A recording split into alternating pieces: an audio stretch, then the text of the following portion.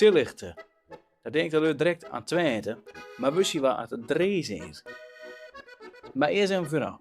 Tillicht, de naam, dat lijkt of te stammen van een boom. Een jonge lotte aan een boom. Of aan opslag uit een boom.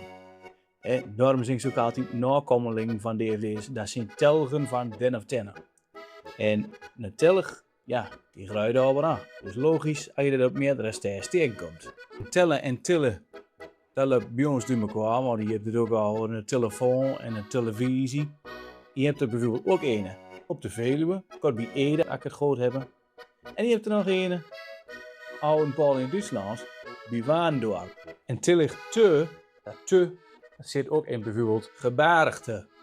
Dus je hebt een berg, maar als je er een heel gebied van hebt, dan is het een gebarigte. En als je een heel hoop telgen hebt, dan is dat een telgte. Dus nu weer die wordt tillicht.